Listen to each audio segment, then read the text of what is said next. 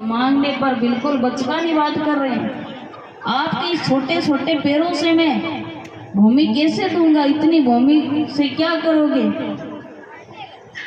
बस हम तो संतोषी ब्राह्मण हैं, बस इतना मांगने आए हैं। शुक्राचार्य जी ने सोचा ही कब से बातें बना रहे, आया कहाँ से? शुक्राचार्य जी ने जैसे ही ध्यान लगा करके देखा तो सारा हाथ पैर समझ में आ गया और बलि जैसे ही संकल्प करने लगे, शुक्राचार्य जी ने हाथ पकड़ लिया। बलि सावधान। बलि ने कहा क्या हो गया गुरुदेव? कि क्या कौन है, उसे जानते हो? बलि ने कहा वामन है। शुक्राचार्य जी कहते हैं ना कोई वामन है ना कोई 53 है, ये साक्षात भगवान विष्णु हैं। उनके सारे हाथ पैर मैंने पहचान लिए हैं। तुम्हारे 3 पैरों से 2 पैरों से सारा धन नाप लेगा, तुम्हारे पास कुछ नहीं बचेगा बलि। तीसरे पैर के लिए जगह भी नहीं बचेगी। बलि कहने लगे बलि से, बलि तुम मना कर दो कि हमने नहीं दिया।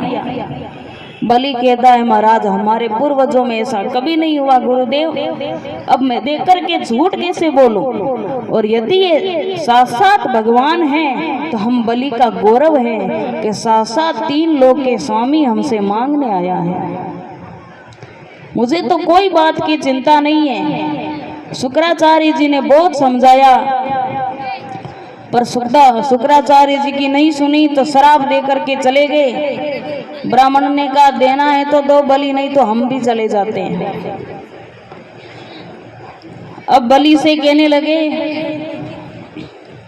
कहने लगे ब्राह्मण देवता आप अपना संकल्प कीजिए। शुक्राचार्य जी पात्र में घुस करके बैठ गए। संकल्प भी नहीं होगा तो देंगे कैसे?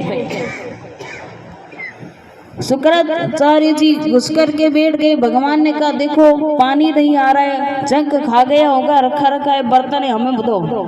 वामन भगवान ने हाथ में लिया, एक तिनका लिया और शुक्राचार्य जी की एक आंख फोड़ दी। शुक्राचार्य जी से कहना चाहते हैं भगवान शुक्राचार्य जी मैं कितना भी छुप करके आया था पर तुम्हारे आंख से नहीं छुप सके, इसलिए तुम्हारी आंख बड़ी पारखी और बड़ी पैनी है। अब जैसे ही संकल्प किया भगवान का विराट रूप प्रकट हो गया। भगवान का विराट रूप प्रकट होते ही एक पैर से पृथ्वी और दूसरे से पूरे स्वर्ग को नाप लिया।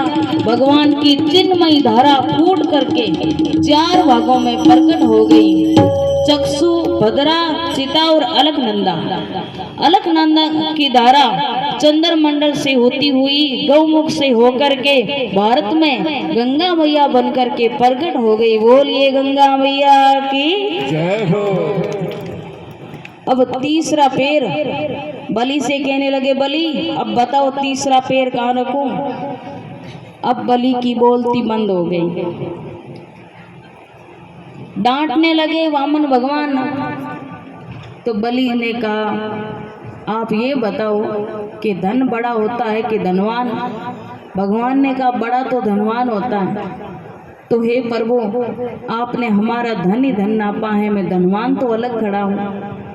तीसरा पैर मेरे माथे पर रख करके मुझ दाता को भी स्वीकार कर लीजिए।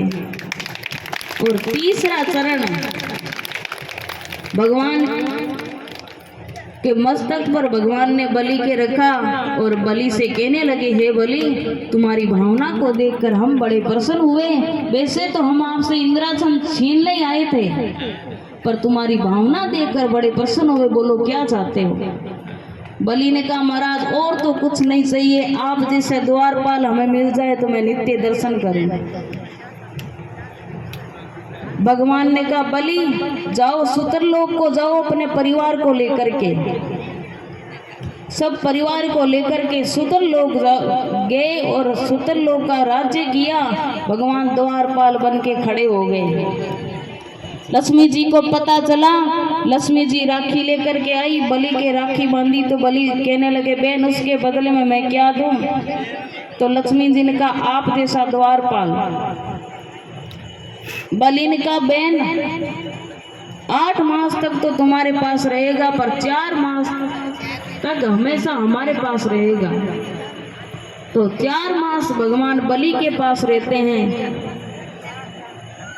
और प्रहलाद जी ने भगवान की प्रशंसा की कि हम दैत्यों का गौरव हैं कि 3 लोक के स्वामी हमें नित्य दरवाजे के आके दर्शन दे रहे हैं। बोलिए भक्त और भगवान